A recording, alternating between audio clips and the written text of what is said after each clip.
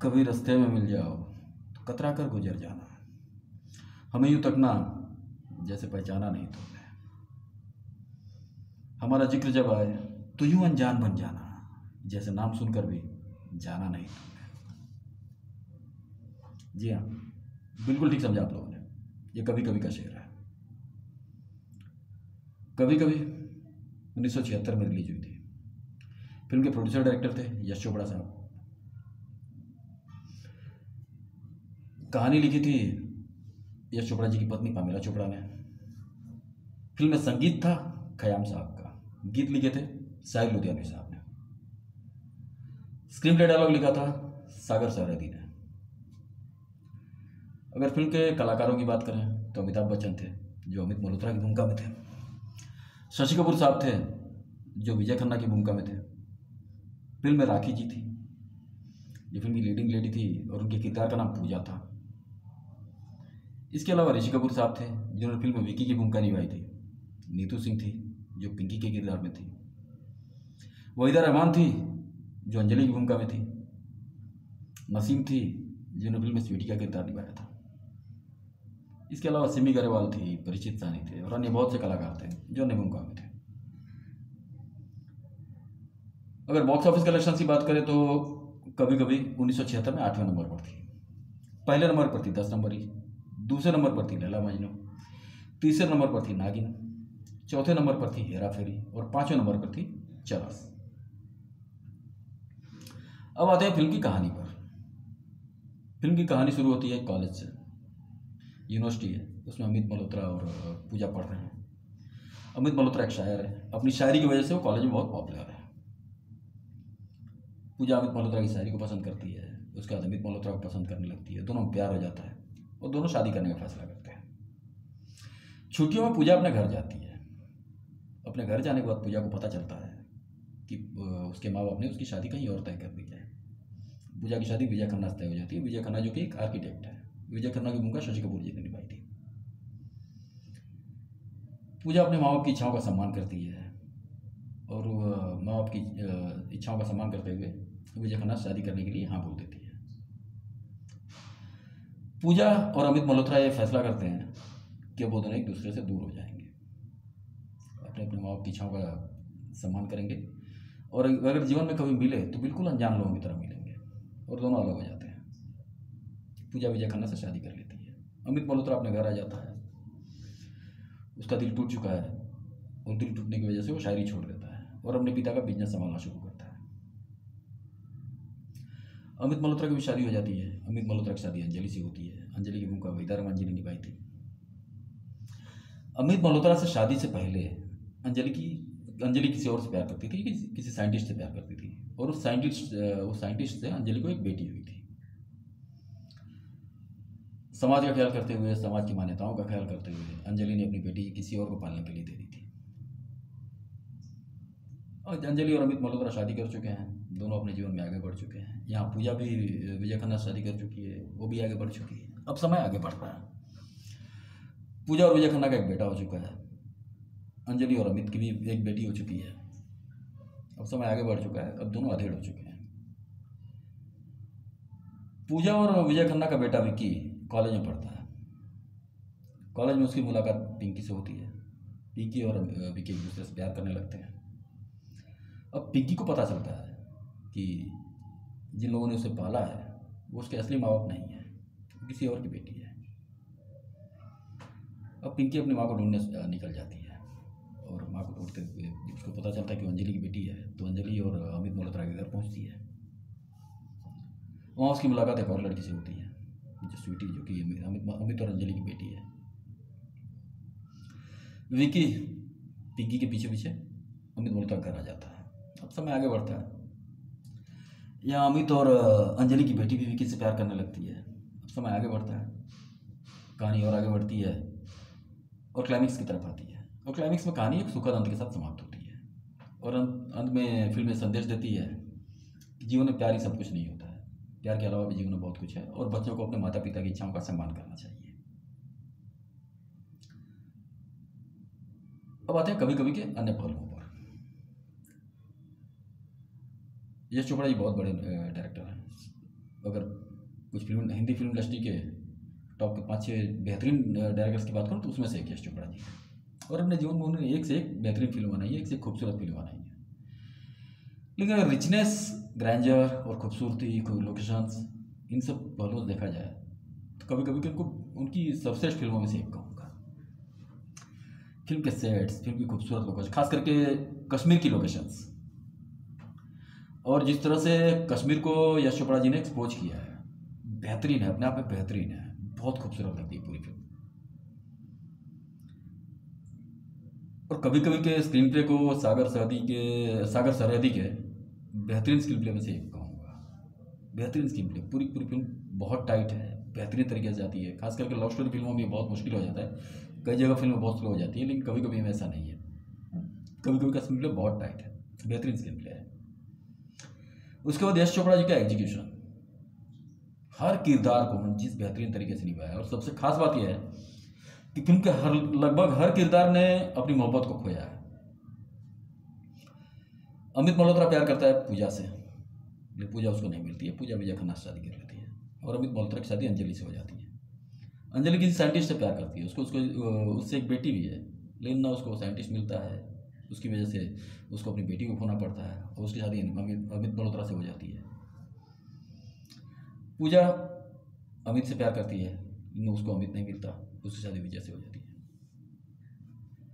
इस तरह से लगभग फिल्म के हर किरदार ने अपनी मोहब्बत को खोया। लेकिन इस फिल्म की खास बात यह है कि बाकी फिल्मों की तरह फिल्म का कोई किरदार अपने प्यार को खोकर ना शराबी बना है, ना पागल हुआ है, ना आत्महत्या की, कुछ नहीं किया है। हर किरदार ने अपनी सामाजिक जिम्मेदारियों का निर्वाह किया है और इसको यश चोपड़ा जी ने बड़ी खूबसूरती से दिखाया है। अब आते हैं फिल्म के अन्य पहलुओं पर। यश चोपड़ा जी इससे पहले कभी कभी और दीवार की शूटिंग लगभग एक साथ ही चल रही थी। इन दोनों फिल्मों से पहले दाग आई थी 1973 में। दाग में यश चोपड़ा जी ने राजेश खन्ना के साथ काम किया था और उसी समय दाग बनाते समय ही यश चोपड़ा साहब दीवार और कभी कभी दोनों फिल्मों पर काम कर रहे थे और इन दोनों फिल्मों के लिए भी इन्होंने राजेश खन्ना को ही फाइनल किया था। लेकिन दाग के बाद दाग वैसे सुपर हिट हुई, दाग के गाने भी बेहतरीन थे, सारे गाने हिट हुए। लेकिन दाग के बाद परिस्थितियाँ बदल गई। राजेश खन्ना और यश चोपड़ा में कुछ मतभेद हुए, राजेश खन्ना के सलीम जावेद के साथ कुछ मतभेद हुए और राजेश खन्ना ने दीवार छोड़ दी। हालांकि यश चोपड़ा ने राजेश खन्ना की बहुत मिन्नतें की दीवार करने के लिए, उनसे कई बार उनके पास गए, कई बार उनसे मिन्नतें की, लेकिन राजेश खन्ना नहीं माने। दीवार करने से उन्होंने मना कर दिया, साफ साफ मना कर दिया। ये तो बात है जो कहा जाता है कि राजेश खन्ना ने मना किया था। लेकिन इस कहानी का एक और पहलू भी है। सलीम जावेद राजेश खन्ना के फेवरेट थे, लगभग राजेश खन्ना के लिए उन्होंने कई बेहतरीन फिल्में लिखी थी। लेकिन किसी फिल्म की कहानी लेकर वो राजेश खन्ना के पास गए और राजेश खन्ना ने मना कर दिया। ये बात सलीम जावेद को बहुत बुरी लगी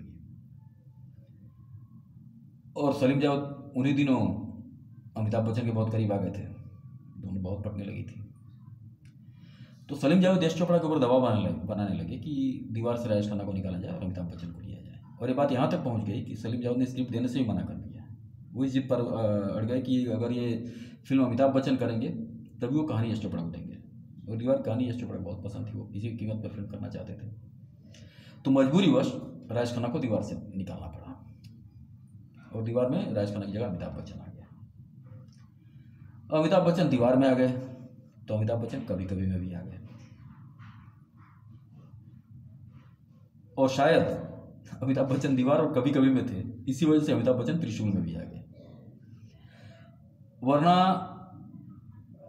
वैसे तो दीवार एक्शन फिल्म कही जाती है, लेकिन आप देखें, ध्यान से देखें तो दीवार एक्शन फिल्म नहीं है, सिर्फ पूरी फिल्म में तनाव है। लेकिन अगर प्रॉपर एक्शन सीन कहा जाए तो वो एक ही है, जहाँ विजय दीवार में विजय पीटर के अड्डे पर जाता है और वहाँ 20-25 गुंडों की अकेले पिटाई करता है।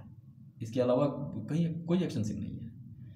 ज़्यादा कहीं हुआ है कि अमिताभ बच्चन रिवॉल्वर ले गए हैं जहाँ पर वो सावंत के अड्डे पर से सोना लेकर आते हैं, या सावंत को बिल्डिंग पर से फेंकने वाला सीन हुआ, वो भी एक ही सीन है कि वो जाते हैं, सावंत को 1-2 घुसे मारते हैं और उठाकर उसको बिल्डिंग से नीचे फेंक देते हैं।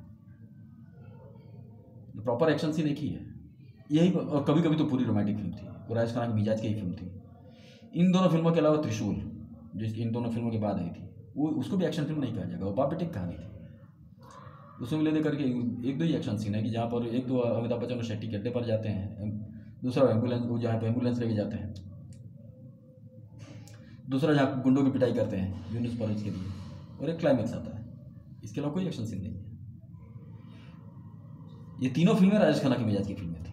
ये तीनों फिल्में अमिताभ बच्चन के हिस्से आई, और इन तीनों फिल्मों ने अमिताभ बच्चन के करियर को आगे बढ़ाने में कितनी मदद की है तो सभी जानते हैं। खैर, जो जिसके नसीब में था उसको मिला। अमिताभ बच्चन आए इन फिल्मों में, और तीनों फिल्मों में अमिताभ बच्चन ने बेहतरीन अभिनय किया। वो कितने बेहतरीन अभिनेता हैं ये तो बताने की जरूरत ही नहीं है। अब आते हैं दूसरी बात पर, कभी कभी शुरू कहाँ से हुई थी। मिड 50s या लेट 50s में साहिर लुधियानवी साहब ने एक शायरी का अपने शायरी की किताब लिखी थी। उनकी शायरी का संग्रह था जिसका नाम था कभी कभी।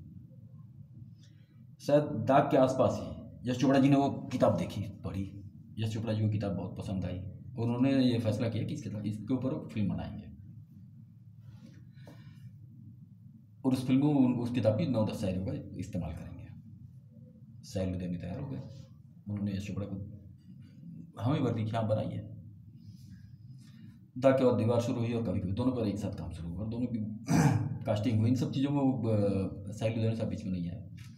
लेकिन जब बात फिल्म के संगीत पर आई तो यहाँ साहिर लुधियानवी साहब ने अपनी एक फरमाइश कर दी। यश चोपड़ा इसके पहले दाग में लक्ष्मीकांत प्यारेलाल के साथ काम कर चुके थे और बहुत खुश थे उनके काम से, और दाग के गाने बहुत सुपर हिट हुए थे। तो यश चोपड़ा साहब ने फैसला किया कि वो कभी कभी में लक्ष्मीकांत प्यारेलाल को लेंगे। साइन भी हो गया, लक्ष्मीकांत प्यारेलाल फिल्म में आ भी गया।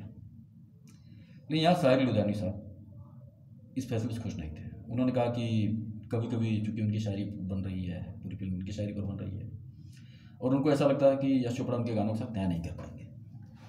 तो साहिर लुधियानवी साहब ने कहा कि नहीं, यश चोपड़ा जी को आप निकालिए और किसी और संगीतकार को लीजिए।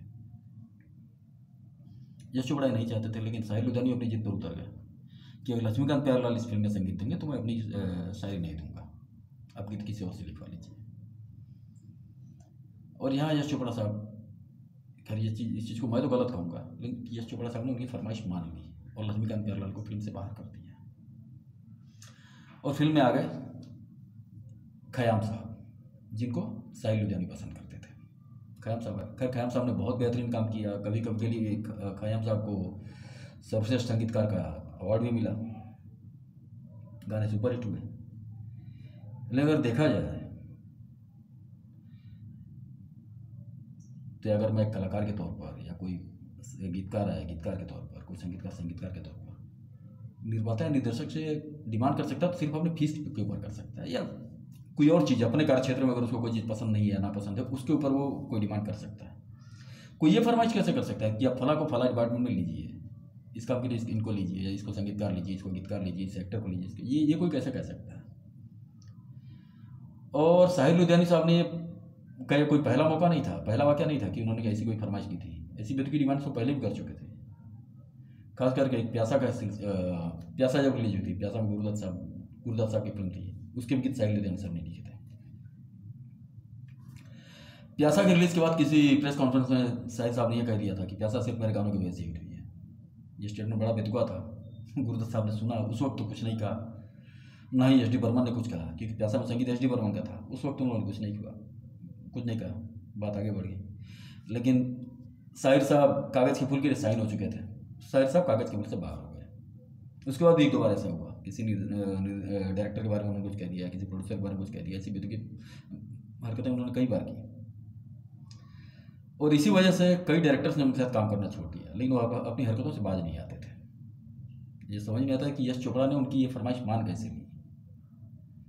और उसके बाद साहिर साहब उसके बाद 4-5 सालों तक थे इस दुनिया में थे, लेकिन कभी लक्ष्मीकांत प्यारेलाल और साहिर साहब ने एक साथ काम नहीं किया।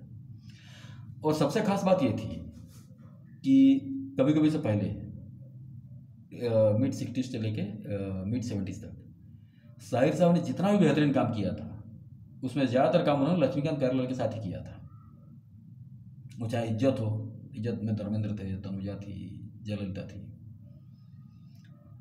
इज्जत हालांकि कोई उतनी ज़्यादा सुपरहिट फिल्म नहीं थी, लेकिन उसके गाने बहुत हिट थे। उसके बाद दाग थी, और एक दो फिल्में थी जिनके गाने बहुत हिट हुए थे।